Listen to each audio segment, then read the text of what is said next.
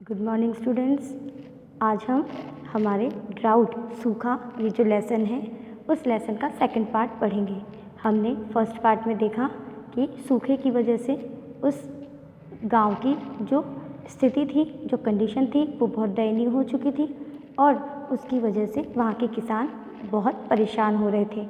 इसी में एक गफूर नाम का भी किसान रहता था और उसकी अवस्था के बारे में हमने यहाँ पे पढ़ा था कि उसके पास ना खाने के लिए कुछ था और ना ही अपने महेश नाम के बैल को खिलाने के लिए कुछ था। उसकी एक बेटी भी थी जिसका नाम अमीना है। वो अमीना के साथ वहाँ पर रहता था और उनकी अवस्था जो थी उनकी रहने का घर जो था वो बहुत ही दयनीय अवस्था में था। इसी बीच तारक रत्न नाम का जो पुजारी है वो इनके घर के पास से गुजरता है और इनकी अवस्था पर व्यंग करता है और व्यंग करने के बाद में उसे कई ताने भी देता है कि उसकी ऐसी अवस्था जो हो गई है और उसके बैल की जो अवस्था हो गई है वो उसी की वजह से है। वो उसको खाने के लिए कुछ नहीं देता है, केवल वो स्वार्थी है। यहाँ तक कि गफूर उसके पैर पड़कर उससे अपने बैल के लिए कुछ खाने के लिए मांगता भी है, पर तारक रत्न जो है वो उसे कुछ भी नहीं देता है, जो बहुत ही निर्दयी किस्म का व्यक्ति है। और इसके बाद वो अपनी झोपड़ी से की छत से कुछ जो फूस था उसने लगा रखा था चारा, उसका एक गट्ठर लेकर आता है और अपने बैल को खिला देता है। और इसी बीच उसकी बेटी अमीना जो है उसको पुकारती है और उसको भोजन के लिए बुला लेती है।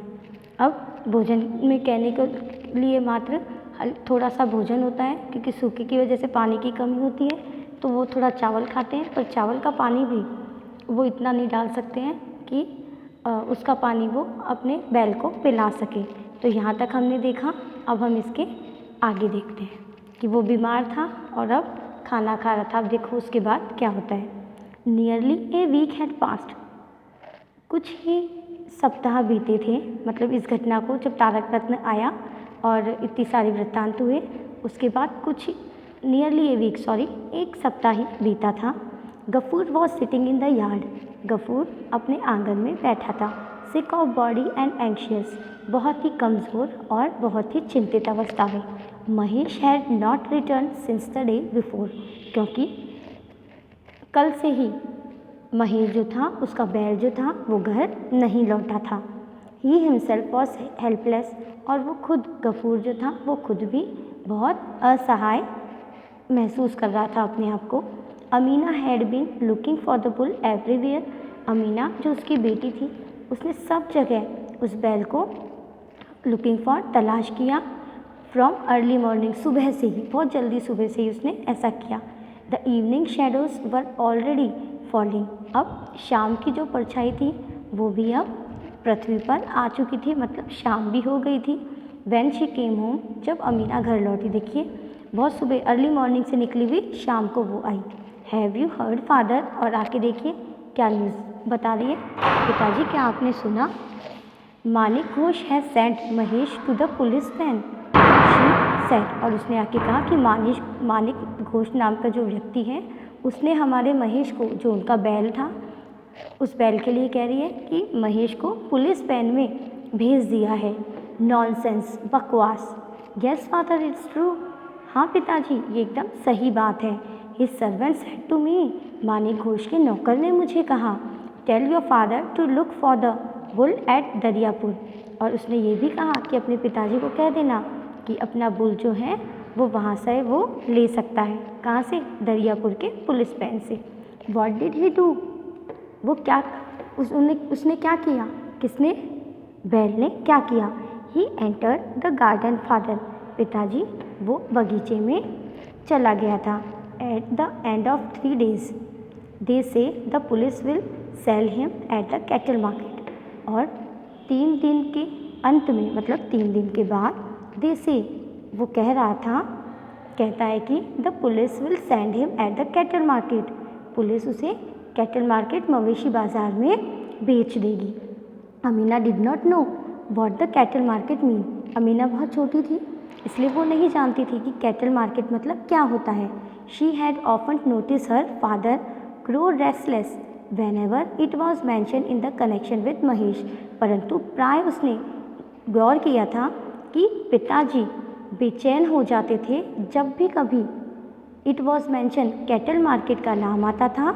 महेश कनेक्शन विद महेश, महेश के साथ संबंध में जब कैटल मार्केट का नाम आता था तो उसके पिताजी बेचैन हो जाया करते थे। But today he went out without saying any word, पर आज बिना एक शब्द कहे वो सीधे घर से निकल गए, बाहर चले गए। Under the cover of night, और रात के अंधेरे में Gafur secretly came around to Bansi shop. Gafur जो था चुपचाप बंसी की दुकान पर आया। Uncle you will have to lend me a rupee. काका क्या आप मुझे 1 रुपये उधार देंगे? सेड ही, गफूर ने कहा, putting down A grass plate under the seat. और ग्रास की एक प्लेट जो थी उस प्लेट को उसके सीट के पास रखते हुए उसने कहा। बंसी was well acquainted with this object. और इस ये जो प्लेट थी, इस प्लेट से बंसी जो था वो बहुत ज़्यादा परिचित था। इन द लास्ट 2 years, क्योंकि पिछले 2 सालों से he had lent A rupee at least 5 times on this security. क्योंकि कम से कम पिछले 1-2 सालों में 5 बार तो इसकी सिक्योरिटी के साथ उसने 1 रुपये गफूर को उधार दिए थे, इसलिए वो इसको जानता था। इस प्लेट को वो ज़मानत के तौर पर रख लेता था। He made no objection today either, और इसलिए आज भी उसने किसी प्रकार का भी विरोध नहीं किया। The next morning Mahesh was seen at his usual place again. और अगली सुबह महेश जो था अपने सामान्य उसी जगह पर फिर से देखा गया। An elderly man was examining him with very sharp eyes. और अब एक बुजुर्ग सा व्यक्ति जो था अपनी तीखी पैनी नज़रों से उसको देखे जा रहा था। Not far away on one side Ghafur sat on the ground. और बहुत ज़्यादा दूर नहीं, एक तरफ गफूर भी ज़मीन पर बैठा था। ऑल हंस्ड अप, और सभी वहाँ पर उकड़ू बैठे हुए थे। द एग्जामिनेशन वॉज ओवर, और जांच परख पूरा हो गया था। The old man untied A 10 rupee note from A corner of his shawl. उस बूढ़े व्यक्ति ने अपने शॉल के दुपट्टे के एक किनारे से 10 रुपये का नोट निकाला गांठ खोलकर। And smoothing it again and again, और उसे बार बार सीधा कर दिया। सेड, और कहा, हियर टेक दिस, ये लो, इसे रख लो। आई शांट टेक एनीथिंग ऑफ, मैं इससे ज़्यादा नहीं दूंगा। I am paying the full price, और अब मैंने तुम्हें सारी कीमत दे दी है, पूरी कीमत चुका दी है। स्ट्रेच हिज हैंड, अपना हाथ उसने फैलाया। गफूर टुक द मनी, और गफूर ने पैसे लिए। बट रिमेन साइलेंट, पर अभी भी चुप था। As the 2 men who came with the old man, और जो 2 व्यक्ति उस बूढ़े व्यक्ति के साथ आए थे, were about to take the rope round the animals neck. वो अब आकर उस जानवर के गले में से उस रस्सी को हटा रहे थे। He suddenly stood bold upright, और वो तुरंत ही मतलब अचानक से ही सीधा एकदम साथ खड़ा। डोंट टच दैट रोप, उस रस्सी को मत छूना। आई टेल यू, मैं कह देता हूँ। बी केयरफुल, सावधान हो जाओ। आई वार्न यू, मैं तुम्हें चेतावनी दे रहा हूँ। ही क्राइड ओवर होर्सली, कठोरता के साथ, निर्दयता के साथ वो चिल्लाया। दे वर टेकन अबैक, वो लोग थोड़ा पीछे हो गए। वाई, क्यों? आज the old man in surprise, आश्चर्य में उस बूढ़े व्यक्ति ने पूछा। There no why to it, इसके लिए कोई क्यों का मतलब नहीं है, अर्थ नहीं है क्यों का। इट्स माई प्रॉपर्टी, संपत्ति है। आई शैल नॉट सेल, इसको मेरी खुशी। ही आंसर द सेम टोन, उसने एक ही लय में जवाब दिया कि मेरी मर्जी, नहीं बेचूंगा मैं। And through the note away, और उस 10 के नोट को उसने फेंक दिया। But you accepted the deposit yesterday, पर कल तो तुमने डिपॉजिट स्वीकार कर लिया। ऑल 3 सैड इन ए कोरस, तीनों ने ही समूह में एक साथ कहा। टेक दिस बैक, इसे भी रख लो। ही आंसर्ड, उसने जवाब दिया। Flinging the 2 rupees across to them, और फिर उसने 2 रुपये जो थे उसको भी हवा में उछाल दी। Gafur begged for rice water from the neighbours, अब गफूर अपने पड़ोसियों से चावल का पानी मांग लाया एंड फेड महेश, और महेश को उसने भोजन करा दिया, मतलब पिला दिया। Patting him on the head and horns, और अब उसके सींग और सिर पर थपथपा दिया। ही विस्पर्ड, फिर बुदबुदाया, वेक साउंड ऑफ एंडियरमेंट टू हिम, और बहुत ही प्रेम पूर्वक जो गहरे शब्द थे वो उसके लिए उसके निकले, मतलब भाव जो थे वो निकलने लगे बुदबुदाते time. It was about the middle of June, अब लगभग जून के मध्य का समय आ गया था। Nobody who has not looked at an Indian summer sky will realise how terrible, कौन नहीं जानता है, किसका देखा हुआ नहीं है भारतीय ग्रीष्म ऋतु का आकाश, जो कि इस समय बहुत ही टेरिबल, भयानक महसूस होगा। भाई सभी को पता है कि जून में बहुत गर्मी होती है।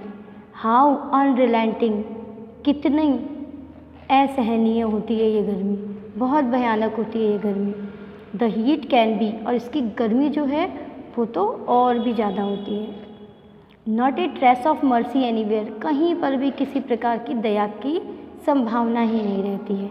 Today even the thought that some day this aspect of sky would change, और आज ऐसा सोचा जा सकता है कि किसी न किसी दिन तो आसमान जो है वो कुछ न कुछ अपेक्षाएं देगा, चेंज होगा। That is would become overcast with soft moisture laden clouds was impossible, और ऐसा चेंज होगा कि शायद ये बादल जो हैं वो नम होंगे, नमी से युक्त होंगे, वॉज इम्पॉसिबल, जो अभी असंभव लग रहे हैं। It seems as though the whole blazing sky would go on burning day after day endlessly, पर अब तो ऐसा प्रतीत हो रहा था मानो ये जो जलता हुआ आकाश है वो शायद अंतिम दिन तक, एक एक दिन भरते भरते भी और ज़्यादा जलने वाला और ज़्यादा जलाने वाला, मतलब और ज़्यादा गर्म होता जाएगा।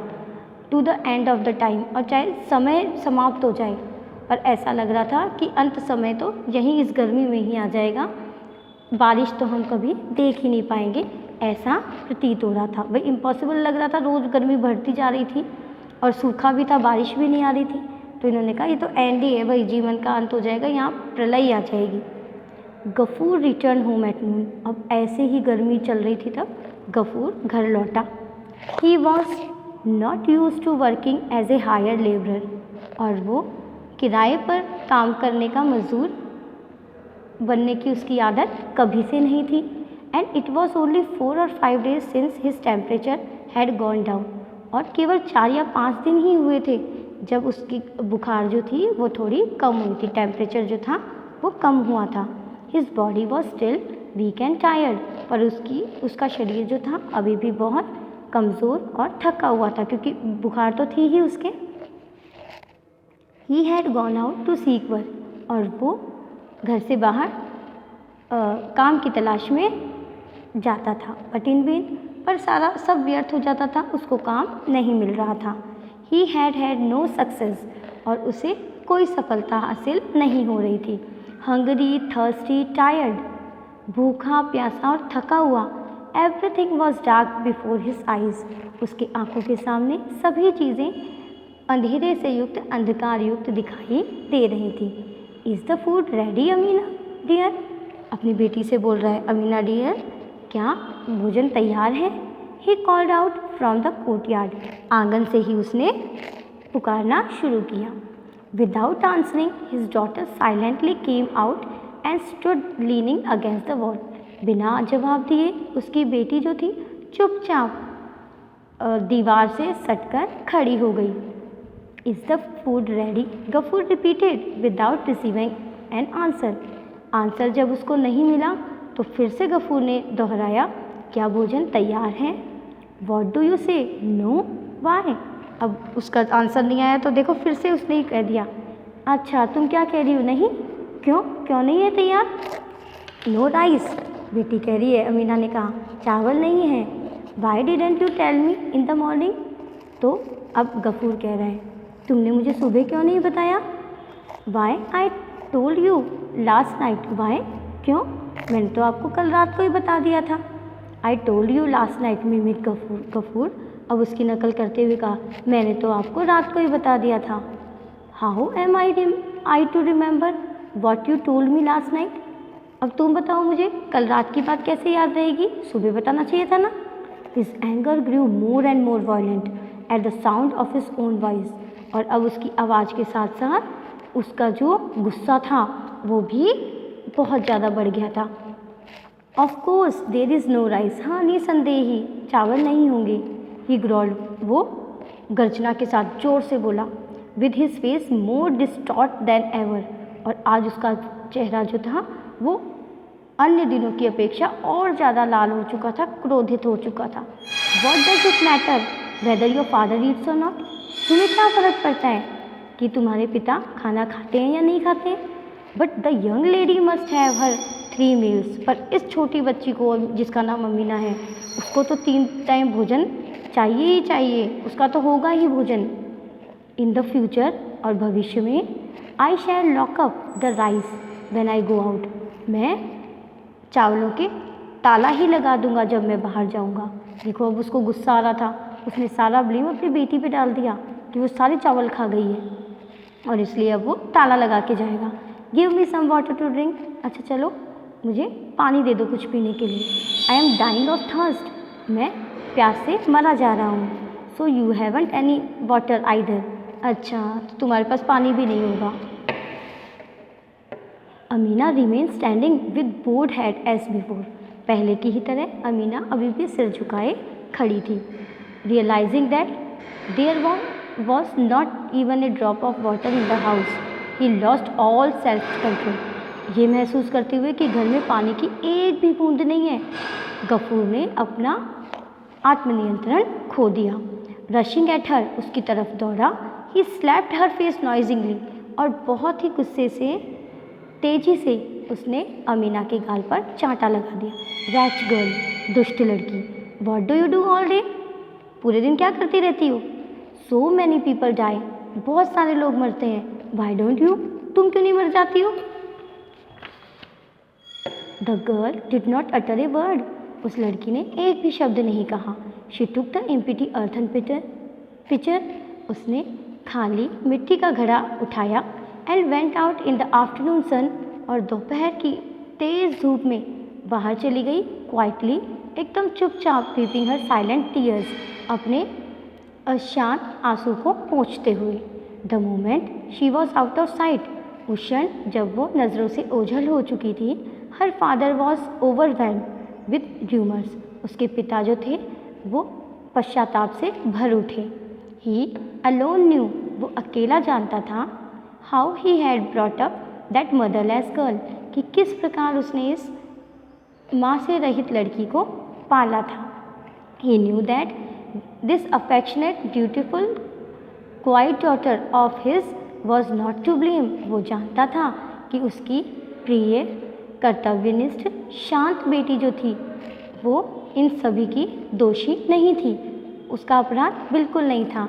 दे had never had enough to eat even while their little store of rice lasted, क्योंकि जब उनका चावलों का जो भंडार था उसके ख़त्म होने के बाद उनके पास पर्याप्त खाने के लिए चावल नहीं थे। It was impossible to eat 3 times a day, और 3 बार दिन में खाना तो बहुत ही असंभव था। Nor was he unaware of the reason for the absence of water, और यहाँ तक कि उसे ये भी पता था, वो इस बात से भी जागरूक था कि पानी की कमी किस वजह से थी, किस कारण से थी। तो आगे वो बता रहा है, देखिए, 2 of the 3 tanks in the village had all dried up, 3 में से 2 टैंक जो हैं पानी के गांव में वो सूख चुके थे। The little water that there was still in the private tank of Shibu Babu was not for the public, और एक जो था वो प्राइवेट टैंक था शिबू बाबू का जिसमें थोड़ा सा पानी था, वो सार्वजनिक लोगों के लिए नहीं था। A few holes had been dug at the bottom of the other tanks, और जो 2 टैंक सूख चुके थे उसमें कुछ छेद कर रखे थे उनके तले में। But there was such crowding, पर इतनी ज़्यादा भीड़ होती थी, एंड जॉसलिंग, और धक्का मुक्की होती थी, फॉर ए लिटिल वाटर, थोड़े थोड़े पानी के लिए, that this chit of a girl, कि ये छोटी सी जो लड़की थी could not even approach them, वहाँ तक तो पहुँच ही नहीं पाती थी। She stood for hours on, वो कई घंटों वहाँ खड़ी रहती थी। एंड आफ्टर मच बैगिंग, और बहुत ज़्यादा याचना करने के बाद, if somebody took pity on her, किसी को उस पर दया आ जाती, she return home with little water, तो थोड़े से पानी के साथ घर आती थी। ही न्यू ऑल दिस, उसे ये सारी बातें पता थी। Perhaps there was no water today, शायद आज वहाँ कोई पानी नहीं होगा। और nobody had found time to take pity on her, या फिर किसी के पास समय नहीं होगा उस पर दया दिखाने के लिए। Something of the short must have happened, कुछ तो बात रही ही होगी। ही थॉट, उसने सोचा। And his own eyes too filled with tears, और उसकी आंखें आंसुओं से भर उठी। Gafur, are you in? Gafur, क्या तुम अंदर ही हो? Somebody cried out in the yard, आंगन में कोई चिल्लाया। The landlord's messenger had arrived, जमींदार का जो दूत था वो पहुंच चुका था वहाँ। Yes I am in, why? Answer Gafur bitterly, अब गुस्सा तो उसको आ ही रहा था, तो गुस्से में उसने जवाब दिया, हाँ मैं अंदर ही हूँ, क्यों? Master has sent for you, come, मालिक ने तुम्हें बुलाया है, चलो। I haven't had any food yet, मैंने अभी तक खाना नहीं खाया है। आई विल कम लेटर, मैं बाद में आऊँगा, सैड गफूर, गफूर ने कहा। Such imprudence seemed intolerable to the messenger, और इस प्रकार की जो अस्वीकृति थी ये मैसेंजर को, दूत को असहनीय हो गई। It's master's order to drag you to him and give you a good thrashing, मालिक का आदेश है कि तुम्हें घसीट कर लाया जाए और तुम्हें अच्छी तरह से तुम्हारी पिटाई हो। ही रोड, वो धाड़ा। कॉलिंग द मैन अगली वर्ड्स, और गफूर को भद्दे भद्दे शब्द बोलने लगा, गंदे गंदे शब्द बोलने लगा। Gafur lost self control for the second time, अब दूसरी बार गफूर जो था उसने अपना आत्मनियंत्रण खो दिया। We are nobody slave, हम किसी के नौकर नहीं हैं। ही रिप्लाइड, उसने जवाब दिया। रिटर्निंग सिमिलर कॉम्प्लीमेंट्स, और इसी प्रकार के समान जो उस व्यक्ति ने कहे थे उसी प्रकार के पूरक सामान्य से शब्द उसने कहा। वी पे रेंट टू लिव हियर, हम यहाँ रहने के लिए किराया देते हैं। आई विल नॉट गो, मैं नहीं जाऊँगा। But in this world it is not only futile for the small to appeal to authority, परंतु इस दुनिया में व्यर्थ होता है एक छोटे व्यक्ति का अधिकारी वर्ग को अपील करना, कोई चीज़ की मांग करना। It is dangerous as well, और यहाँ तक कि ये खतरनाक भी होता है। फॉर्चुनेटली, भाग्य से, the tiny voice seldom reaches big years, ये जो छोटे लोगों की आवाज़ होती है ये कभी कभी ही बड़े कानों तक पहुँचती है, बड़े लोगों के पास पहुँचती है। और who nose what might happen, या कौन जानता था कि क्या हो सकता है। व्हेन गफूर रिटर्न होम, पर जब गफूर घर आया, फ्रॉम द लैंडलॉर्ड्स, जमींदार के घर से, and quietly lay down his face and eyes were swollen, तो चुपचाप वो लेट गया, पर उसकी आंखें और चेहरा जो था वो सूजा हुआ था। The chief cause of so much suffering was Mahesh, और मुख्य कारण जो था इस पीड़ा का वो महेश था। When Gafur left that morning, जब गफूर उस दिन सुबह चला गया, Mahesh broke loose from his tether, Mahesh जो था उसने अपना रस्सी जो थी उसको उससे लूज़ हो गया था, उसको तोड़कर निकल गया था। And entering the grounds of landlord, और जमींदार के मैदान में चला गया था, प्रवेश कर लिया था। हैड ईटन अप फ्लावर्स, वहाँ जाके उसने फूल खा चुका था वो। And upset the corn drying in the sun, और धूप में सूखी हुई जो अनाज था उसको भी बिखेर दिया था। When finally they tried to catch him, और जब आखिर में वो उसे पकड़ने की कोशिश की उन्होंने, he had hurt the landlord's youngest daughter, उसने जमींदार की सबसे छोटी बेटी को चोट पहुंचा दी। एंड हैड एस्केप, और फिर वहाँ से भाग गया। This was not the first time, ये ऐसा नहीं था कि ये पहली बार हुआ था this had happen, but Gafur was forgiven, पर गफूर को माफ़ कर दिया जाता था, बिकॉज ही वॉज पुअर, क्योंकि वो गरीब था। If he had come around and as on other occasion, begged for the landlord's forgiveness. अगर इस बार भी वो उसी तरह से व्यवहार करता अन्य अवसरों की तरह और जमींदार से क्षमा मांग लेता, he would probably have been forgiven, तो संभवतया उसे क्षमा कर दिया जाता. But instead, और इसकी बजाय he had claimed that, उसने तो दावा कर दिया that he paid rent, कि वो तो किराया चुकाता है, and that he was nobody's slave, और यहाँ तक कि ये भी कह दिया कि वो किसी का गुलाम नहीं था. This was too much for Shibu Babu the जमींदार to swallow. ये बात काफ़ी थी शिबू बाबू जमींदार के लिए निगलनी. भाई कैसे निकल सकता है, जमींदार न था after all. Gafur had borne the beating, Gafur की खूब पिटाई की गई. एंड टॉर्चर विदाउट प्रोटेस्ट, और बिना विरोध के उसको प्रताड़ित किया गया. एट होम, घर पर, too he lay in a corner without a word, एक कोने में बिना शब्द कहे पड़ा रहा. Hunger and thirst he had forgotten, भूख और प्यास को तो वो भूल चुका था. But his heart was burning within him like the sun outside, पर उसका जो मन था वो बाहर के सूरज की तरह अंदर से भी चल रहा था. He had kept no count of how time passed, और वो समझ नहीं पा रहा था कि किस प्रकार से समय व्यतीत हो गया. He was suddenly shaken out of his listlessness by the shriek of a girl, और अचानक से ही वो अपनी बेहोशी की अवस्था में सुध-बुध खो चुका था. उस अवस्था से बाहर निकला एक लड़की के चीख को सुनकर. She was prostrate on the ground, वो तो ज़मीन पर गिरी पड़ी थी. The pitcher which she had been carrying tumbled over, और जिस मटके को वो उठाकर लाई थी वो ज़मीन पर गिर गया था. And Mahesh was sucking up the water as it flowed on the earth, और ज़मीन पर जो पानी गिर रहा था उस पानी को महेश चाट रहा था. Ghafoor was completely out of his mind, इस बार फिर से पूरी तरह से उसने अपना आपा खो दिया, नियंत्रण खो दिया. विदाउट वेटिंग अनदर मोमेंट, एक क्षण की भी प्रतीक्षा किए बिना, ही सीज्ड हिज प्लाउ हेड, उसने अपने हल का आगे का हिस्सा जो था उसको निकाला. He had left yesterday for repair, जिसका कुछ हिस्सा उसने कल ही रिपेयर करने के लिए, मरम्मत करने के लिए वो लेके गया था. एंड विथ बोथ हैंड्स, और दोनों हाथों से उसे पकड़कर, जो बचा हुआ हिस्सा था पकड़कर, struck it violently on the bent head of Mahesh, उसने हिंसक तरीके से महेश के सिर पर दे मारा.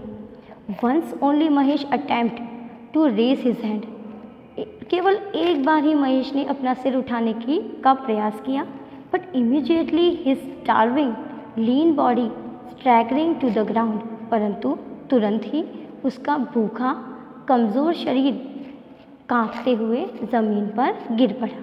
A few drops of blood roll down from his year, और खून की कुछ बूंदें उसके कानों में से निकली. His whole body shook once or twice, उसका पूरा शरीर एक या दो बार हिला.